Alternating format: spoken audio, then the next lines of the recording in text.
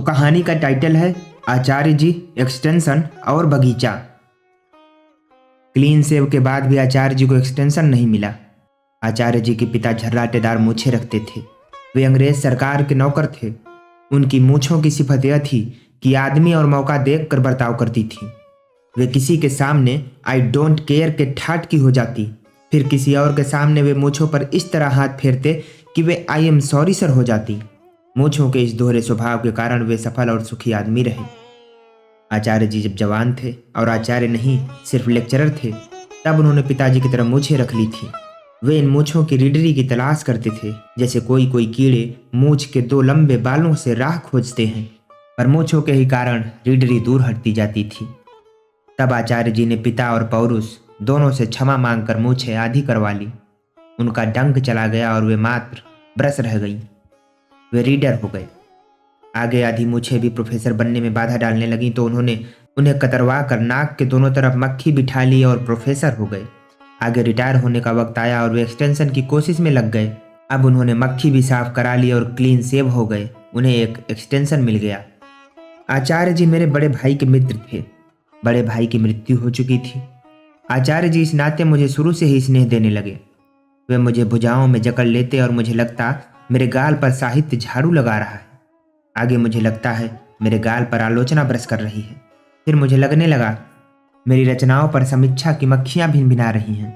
Clean save के बाद भी वे उसी तरह मुझे गले लगाकर गाल पर गाल रख देते और मुझे लगता हजारों केचुए मेरे शरीर से लिपटे हैं। मुझे अपने आप से घिन होने लगती। गोल चेहरा, चेहरे पर बच्चे जैसी पवित्रता, आंखों में अपार स्नेह, नाक की मुद्रा में निश्चलता, पूरे मुख पर यह भाव कि मैं तो इतना स्नेही, भला और परोपकारी हूँ, पर सारी दुनिया मुझ पर अन्याय कर रही है। वे जब भी मुझे मिलते, मुझे यही बोध होता कि भले आदमी दुनिया में कितने दुखी रहते हैं। कई सालों तक मैं उन्हें सामने से देखता रहा और उनका यही पावन रूप मुझे दिखता। एक दिन मैं कोण से उनकी नाक को अनायास देख लिया और मेरे भीतर एक झटका सा लगा। नाक सामने से कुछ और बताती थी और साइड से कुछ और। मुझे आज तक उनकी नाक का वह बाजू से देखना याद है। तब उनकी नाक बहुत कुटिल और क्रूर लगी थी। आदमी को समझने के लिए सामने से नहीं, कोण से देखना चाहिए। आदमी कोण से ही समझ में आता है। उनका वह सहज स्नेही मुखड़ा मुझे भयानक लगा। मैंने उनकी आंखों को फिर देखा। उनमें स्नेह के पीछे न जाने क्या क्या छिपा था। उस दिन मैं आचार्य जी से डरने लगा। वे मुझे गले लगाते तो मेरा दम घुटता। मैं हृदय से चाहता कि वे मुझसे नफरत करें, पर वे स्नेह छोड़ते ही नहीं थे और मुझे देखते ही भुजाओं में भर लेते। उनके स्नेह के अनुपात से मैं उनके स्वार्थ का अनुपात समझने लगा। 30 सेकंड गले लगाकर वे मेरी 4-6 किताबें ले गए। 1 मिनट आलिंगन करके उन्होंने अपने प्रतिद्वंदी के खिलाफ मुझसे अखबार में लिखवा दिया। 1.5 मिनट के आलिंगन में उन्होंने मुझसे अपने बारे में लेख लिखवा लिया। 2 मिनट मुझे हृदय से लगाया और मुझसे 300-400 कापियाँ जचवा ली। लगातार 1 सप्ताह तक मुझे 3 फी दिन के हिसाब से गले लगाकर उन्होंने अपने आवारा बेटे की शादी मेरी मार्फत मेरे परिवार की एक लड़की से करा ली। और लड़की के माँ बाप मुझे अभी तक गाली देते हैं। हृदय से लगाने पर उन्हें लगता कि जोर कम पड़ेगा, तो वे मेरे बड़े भाई को याद करके आंखों में आंसू ले आते और मैं समझ जाता कि आज कोई बड़ा काम मुझसे करवाएंगे। मैं सोचता कि क्या मेरे प्रति ही इनका इतना स्नेह है? क्या सिर्फ मुझे ही गले लगाते हैं? नहीं, वे बहुत सुलझे हुए विचार के आदमी थे। उनके विचारों में कोई दुविधा नहीं थी। किससे कितना लाभ उठाना है, इसका हिसाब उनके मन में होता था और वे इसी हिसाब से अपने हृदय का स्नेह उद्वेलित कर देते थे। मैं उन्हें समझ गया था। एक बार वे एक शहर 15 दिन के लिए गए। उन्हें मुफ्त में ठहरने और खाने की सुविधा चाहिए थी। वे जानते थे उस शहर में मेरा एक घनिष्ठ और संपन्न मित्र रहता है। जाने के 15 दिन पहले से उन्होंने मेरे ऊपर स्नेह उड़ेलना शुरू कर दिया। मेरे तमाम कपड़े भीग गए। मैं इंतजार कर रहा था स्नेह की परिणति को। आखिर जाते वक्त उस मित्र के लिए मेरी चिट्ठी ले गए। मित्र ने उनका बढ़िया इंतजाम कर दिया। महीना भर बाद वह मित्र मुझे मिला तो उसने कहा कि आचार्य जी का मैंने अच्छा इंतजाम कर दिया था, उन्हें कोई तकलीफ नहीं हुई। मैंने पूछा, पर उन्होंने तुमसे मेरी निंदा की होगी ना? सच बताओ। उसने झिझक कर कहा, हाँ की थी। पर तुमने कैसे जाना? मैंने कहा, मैं जानता हूँ ये बहुत सुलझे हुए विचारों के आदमी हैं। जिससे फायदा उठा रहे हैं उसकी प्रशंसा और बाकी सबकी निंदा, ऐसी क्लियर थिंकिंग है उनकी। बड़े सुलझे विचार, जिसे नष्ट करने की कोशिश में लगे हैं वह अगर मर जाए तो रो पड़ेंगे। कविता सुनकर भाव विहल हो जाएंगे, आंखें छलछला आएंगी। और आंसू पोंछ कर जूनियर को सस्पेंड कराने की कार्रवाई कराने लगेंगे। खुद कविता सुनाएंगे और मानवीय करुणा से हम सबको पावन कर देंगे। और कविता सुनाने के बाद किसी छात्र के नंबर घटाकर उसे फेल कर देंगे। प्रेमिका को गले लगाएंगे तो हिसाब भी करते जाएंगे कि इसका नेकलेस चुरा कर कैसे बेचा जा सकता है। बच्चे को चूमेंगे तो वात्सल्य के साथ यह हिसाब भी करते जाएंगे कि बड़ा होकर यह कितना कमाएगा और मुझे उसमें से कितना देगा। बड़े सुलझे विचार। मैं 3-4 सालों के लिए दूसरे शहर चला गया। सोचा अब उनके स्नेह से मुझे छुटकारा मिलेगा। पर उनकी जब तक चिट्ठियां आ जाती, नीचे लिखा होता तुम्हारा ही या केवल तुम्हारा। हर ऐसी चिट्ठी के बाद मैं इंतजार करता कि अगली चिट्ठी में क्या काम बताते हैं। नए वर्ष की मंगल कामना वे भेजते तो मैं समझ जाता कि मेरे मार्फत इस साल अपने मंगल का हिसाब उनके पास तैयार होगा। केवल तुम्हारा की 2-3 चिट्ठियां के बाद उन्होंने पाठ्य पुस्तक में मेरी एक कहानी ले ली। प्रकाशक से उन्होंने कह दिया होगा कि इस लेखक से मेरे घनिष्ठ संबंध हैं, इसे कुछ देने की जरूरत नहीं है। संग्रह के हर लेख के बारे में उन्होंने यही कह दिया होगा और प्रकाशक से रुपए लेकर पुस्तक को कोर्स में लगवा दिया। साहित्य में बंधुत्व से अच्छा धंधा हो जाता है। मैं अपने आप को अब धिक्कारने लगा था। सोचता मैं कितना सत्वहीन हूँ, हर बार परास्त हो जाता हूँ। इस बार मैंने उनका सामना करने का तय किया। मैंने उन्हें लिखा कि आपने मुझे प्रकाशक से रुपए नहीं दिलवाए और कहानी ले ली। इनका जवाब आया, इतने वर्षों के स्नेह के बाद मुझे इतना अधिकार भी नहीं है कि मैं तुम्हारी एक कहानी ले लूँ। केवल तुम्हारा। मैंने अब इनके केवल मेरे से निपटने की ठान ली। मैंने उन्हें लिखा, मेरे प्रति आपका स्नेह है इसलिए मैं नुकसान उठाऊं और प्रकाशक के प्रति आपका स्नेह नहीं है इसलिए वह फायदा उठाए। ऐसा स्नेह मानव जाति के इतिहास में पहली बार आपके द्वारा आविष्कृत हुआ है। चिट्ठी का उन्होंने जवाब नहीं दिया। 15 दिन बाद मैंने वकील से प्रकाशक को नोटिस दिलवा दिया। अब मानवीय संबंधों का एक नया दौर शुरू हुआ। प्रकाशक को वे लिख कर दे चुके थे कि मेरी लिखित अनुमति उनके पास है।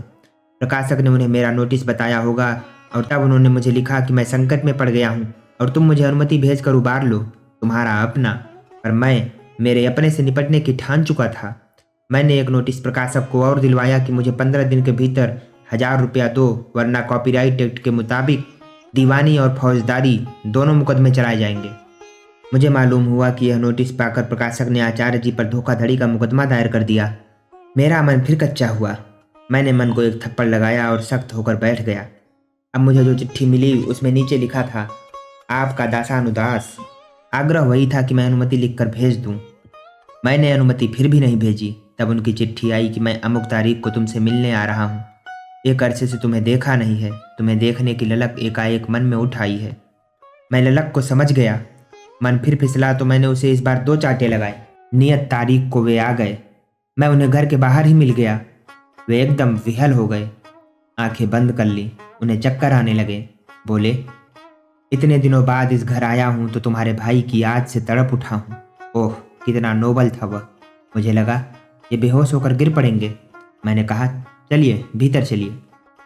उन्होंने मेरा कंधा पकड़ लिया। बोले, ठहरो जरा, मुझे संभल जाने दो भैया। मैं समझ गया ये बड़े संकट में पड़ गए, वरना मेरे भाई की याद का इतना लंबा उपयोग न करते। मैं उन्हें सहारा देकर भीतर ले गया। वे बैठे, पानी मांगा। कहने लगे, भावुक हूं न, एकदम विचलित हो जाता हूँ किसी प्रिय की स्मृति से। अब उन्होंने संकटों का वर्णन किया। मेरे मन ने फिर कच्चापन दिखाया, पर मैंने उनसे फिर चाटा मारा। मैंने तय किया कि आज मैं इन्हें नफरत करने के लिए मजबूर कर दूंगा। मैंने उनसे साफ कह दिया, मैं स्नेह और संकोच में आपके और दूसरों के हाथों काफ़ी पिट चुका। अब मैं यह काम बंद कर रहा हूँ। स्नेह की दुकान मैंने बढ़ा दी है। अब अनुमति तभी लिख कर दूंगा जब मुझे रुपए मिलेंगे। मेरा ख्याल था अब उनके चेहरे पर क्रोध और नफरत आएगी, पर मैं निराश हुआ। वहाँ पहले जैसा ही स्नेह था। मैं इस आदमी के साथ कैसा करूँ? यह अभी भी स्नेह के हथियार को नहीं छोड़ रहा है। जरा देर के लिए हथियार डाल दे तो मैं इसे दबोच लूँ और रुपए वसूल कर लूँ, पर वह तो हथियार पर धार कर रहा था। मुझे इस हथियार का सामना करना ही पड़ेगा। मैंने कहा, किसी तरह मैं समझौता नहीं करूँगा, मुझे रुपए चाहिए ही। भाई के लिए हम लोग बाद में रो लेंगे। उन्होंने बटुआ निकाला। मैंने चेहरा देखा। नफरत अब भी नहीं थी, क्लेश था। बटुआ खोलकर उन्होंने 100 का नोट निकाला। नफरत अब भी नहीं थी मुख पर, बस क्लेश गाढ़ा हो गया था, जैसे नोट नहीं प्राण निकाल कर दे रहे। मैंने नोट ले लिया और अनुमति लिख दी। सोचा अब इसने संबंध खत्म हो गए, मैं हल्का हो जाऊंगा। पर जाते वक्त उन्होंने मुझे फिर हृदय से लगा लिया। सोचा इनके स्नेहिल चेहरे को जरा कोण से देख लूं, पर हिम्मत नहीं हुई। मैं लौटकर आचार्य जी के शहर आ गया।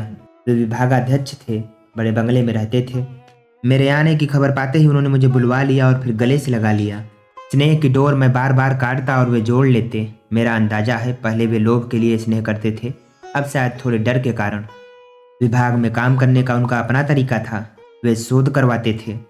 शोध छात्र लेने में वे एक सिद्धांत का पालन करते थे। एक गल्ला व्यापारी का लड़का लेते, एक कपड़ा व्यापारी का, एक होजरी के दुकानदार का। फिर कोई जगह खाली बचती तो सब्जी के व्यापारी के लड़के को ले लेते। कभी घी और किराना व्यापारी के लड़के को भी चांस मिल जाता। हर साल विश्वविद्यालय में लड़के शोर मचाते, आवश्यकता है एक किराना व्यापारी के लड़के की जिसे डॉक्टरेट चाहिए। शोध का निर्देश किराने की मात्रा और क्वालिटी पर निर्भर करेगा। किराने के सैंपल सहित दरख्वास्त दो। इस हल्ले गुल्ले से अविचलित आचार्य जी विद्या की साधना कराते जाते थे। वे सुलझे विचारों के आदमी थे। रिटायर होते हुए वे कुछ दार्शनिक हो गए, बीतराग लगने लगे। वे एक्सटेंशन की कोशिश में थे। एक्सटेंशन उन्हें मिल भी गया। चपरासियों से काम लेकर उन्होंने बंगले के सामने बहुत अच्छा बगीचा लगवा लिया था, रंग बिरंगे खूबसूरत फूल। एक्सटेंशन की अवधि में उनका प्रकृति प्रेम बहुत बढ़ गया था। मैं उनके यहाँ कभी कभी जाता। वे बागीचे में बैठे मिलते, कहते प्रकृति के सौंदर्य में से ईश्वर झांकता है। वे किसी भी कली के पास बैठ जाते, कहते तुम इस कली का स्पंदन सुन रहे हो? नहीं ना, मैं सुन रहा हूँ।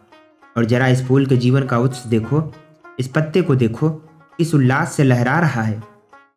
वे फूल को बच्चे की तरह सहलाते, कहते ये भी मनुष्य हैं, प्रकृति में प्राण है। ये फूल पत्ते पौधे मेरी संतानें हैं। मैं अपने बच्चों की तरह इन्हें प्यार करता हूँ। एक फूल कुम्हलाता है तो मुझे लगता है मेरा जीवन कुम्हला रहा है। एक पत्ती सूख कर गिरती है तो लगता है मेरी एक भुजा टूट गई है। कोई कली झड़ जाती है तो मुझे ऐसा क्लेश होता है जैसे मेरे प्राण का एक अंश विसर्जित हो रहा हो। वे मुग्ध हो जाते, आनंद विभोर हो जाते।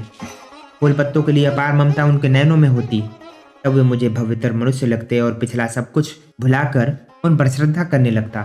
कैसा दयालु भावुक आदमी है जो फूल और पत्ते के लिए रोता है। बागीचा संवरता जाता था, साथ ही दूसरे एक्सटेंशन की कोशिश चलती जाती। कभी मैं सुबह फूल पत्तों को संवारता और बाकी दिन एक्सटेंशन की कोशिश में लगा रहता। एक दिन आचार्य जी को अंतिम बार बता दिया कि दूसरे एक्सटेंशन नहीं मिलेगा और 2 महीने बाद यानी 31 जनवरी को उन्हें चले जाना है। सुबह का वक्त था। मैं उनके घर पहुंचा। वे इस वक्त हमेशा बागीचे में मिलते थे। आज बरामदे में बैठे मिले। बोले कल खबर मिल गई, एक्सटेंशन नहीं मिलेगा। उन्होंने आंखें बंद कर ली। खोली तो मैं उन्हें देखकर कांप गया। बूढ़ी आंखों में से आग निकल रही थी। उन्होंने बागीचे को देखा। मुझे लगा फूल पत्ते झुलस गए होंगे। सांस खींचकर बोले आखिर एक्सटेंशन नहीं मिला। यहाँ अब 2 महीने बाद डॉक्टर दीनानाथ आ जाएगा। डॉक्टर दीनानाथ। उन्होंने उसी दिन नौकरों को हुक्म दिया कि बागीचे में पानी नहीं दिया जाएगा।